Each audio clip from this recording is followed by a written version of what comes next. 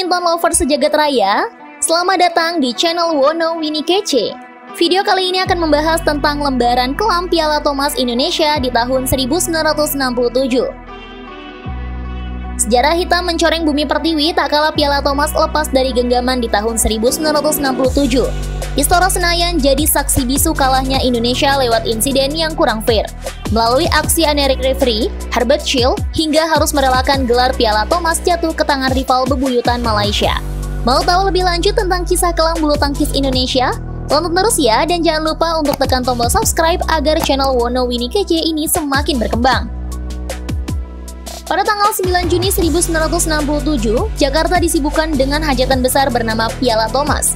Salah satu supremasi tertinggi turnamen bulu tangkis dunia yang kala itu hendak dipertahankan tim merah putih karena di edisi sebelumnya tahun 1964, Indonesia tampil sebagai juara usai mengalahkan Denmark 5-4. Di edisi 1967, Indonesia menghadapi rival abadi Malaysia di babak tantangan atau challenge round dalam 2 hari pada 9-10 Juni 1967.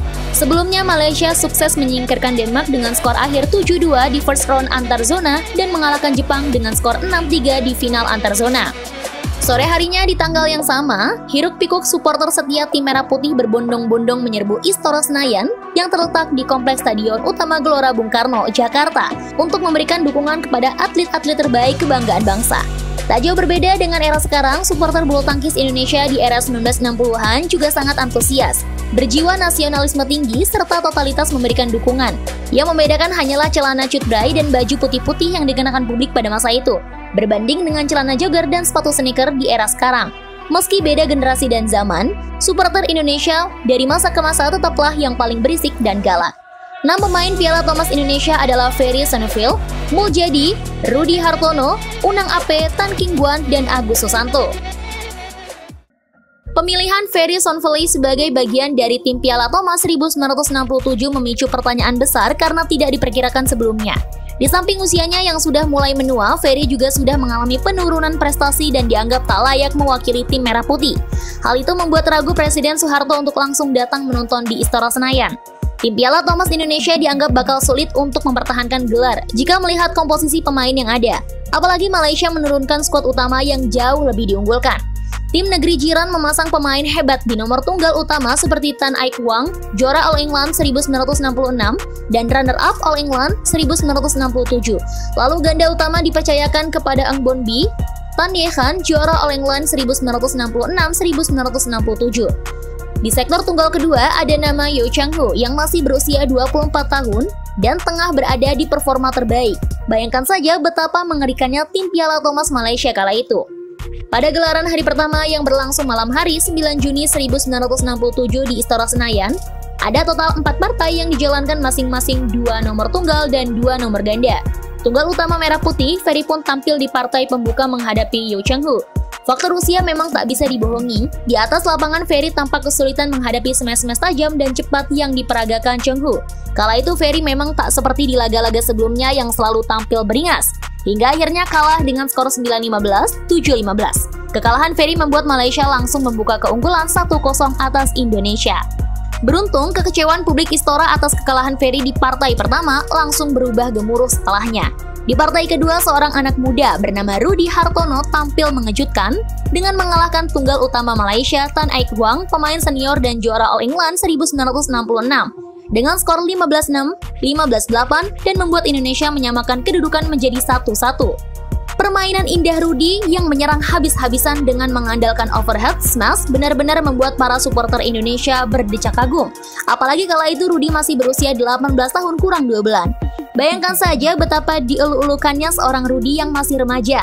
Sementara itu di partai ketiga ganda Indonesia, Muljadi, Agus Susanto justru menelan kekalahan dari Tan Aik Wang, Teh Kwon San dengan skor 17-16, 6-15, 12-15. Tak hanya itu, ganda lainnya Unang Ape, Tan King Guan takluk dari Eng Bon Bee, Tan Ye Khan dengan skor 6-15, 7-15 di partai keempat.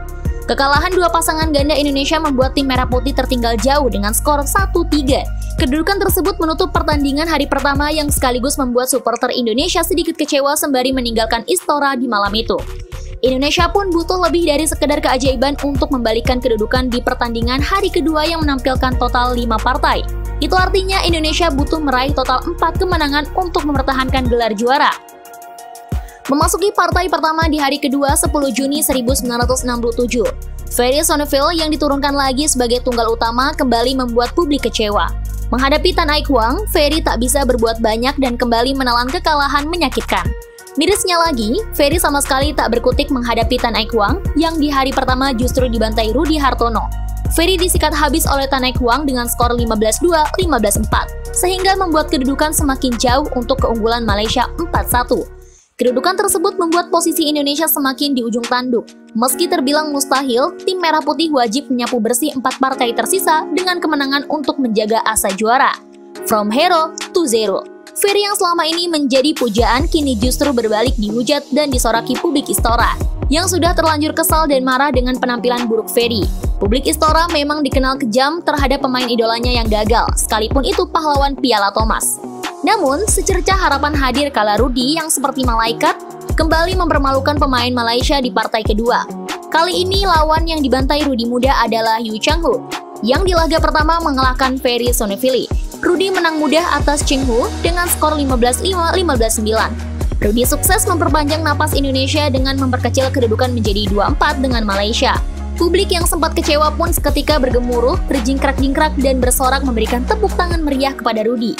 Harapan pemain, ofisial, dan publik kembali membesar ketika Muljadi yang tampil di nomor tunggal di partai ketiga sukses memperkecil kedudukan menjadi 3-4 usai mengalahkan Teh Kue San. Permainan sengit sempat terjadi di set pertama, meski akhirnya Muljadi menang dengan skor 18-15, 15-4. Saat kedudukan 3-4 itulah atmosfer Istora makin panas dan penonton terus berapi-api menyanyikan lagu-lagu pembakar semangat seperti Indonesia Raya, Padamu Negeri, hingga rayuan Pulau Kelapa. Kondisi itulah yang memicu honorary referee, wasit kehormatan Herbert Schell mulai gerah. Schell seolah memberikan isyarat bahwa teriakan dan nyanyian penonton justru mengganggu pemain yang tengah melakukan servis. Bagi Schell, penonton bulu tangkis seharusnya bisa tertib seperti penonton tenis. Namun hal itu tak dihiraukan penonton yang justru menyoraki Schell.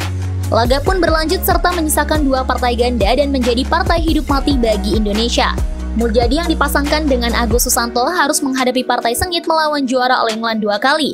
Ang Bun Bi, Tan Ye Khan, Muljadi Agus takluk di set pertama dengan skor 2-15. Situasi genting dihadapi Muljadi Agus di set kedua yang harus tertinggal jauh hingga 2-10 dan membuat harapan pun nyaris pupus. Keajaiban pun terjadi saat Muljadi Agus tak disangka-sangka berhasil memaksa rekor menjadi sama-sama kuat, 13-13. Kecerdikan strategi menjadi alasan utama Muljadi Agus sukses membuat pasangan Malaysia frustasi, kehilangan fokus hingga emosi dan akhirnya merebut kemenangan 18-13 dan memaksa rubber set. Dalam situasi sengit itulah Istora akhirnya pecah. Saking emosional dan gembira, penonton berteriak histeris. Gemuruh Istora semakin tak terkontrol dan berubah seperti neraka bagi Malaysia. Melihat hal itu, Schell kesal dan mulai berjalan ke arah tribun penonton. Wasit kehormatan asal Inggris itu coba menenangkan penonton dengan pengeras suara. Namun justru direspon dengan sorakan penonton. Schell pun memutuskan pertandingan dilanjut keesokan harinya tanpa penonton. Namun Indonesia menolak dengan tegas keputusan itu. Akhirnya, pertandingan malam itu pun resmi dihentikan dalam kondisi undecided, tak diputuskan siapa yang menang dan kalah. Tak tinggal diam, Indonesia sempat mengajukan protes keras kepada IBF, BWF saat ini atas saksi Schell. Lalu, dalam sidang IBF tertanggal 4 Juli 1967 di London, diputuskan bahwa challenge round Indonesia versus Malaysia, sisa partai yang belum selesai, akan tetap dilanjutkan di Selandia Baru pada Oktober 1967. Sekali lagi, Indonesia menolak keras keputusan tersebut. Karena Indonesia menolak untuk main di luar Indonesia di Selandia Baru, maka diputuskan Malaysia lah yang menang dengan skor 6-3. Keputusan itu tentu sangat disayangkan mengingat pertandingan pun masih berlangsung dan peluang Indonesia untuk mempertahankan gelar masih terbuka. Itulah lembar kelam pertama bulu tangkis Indonesia.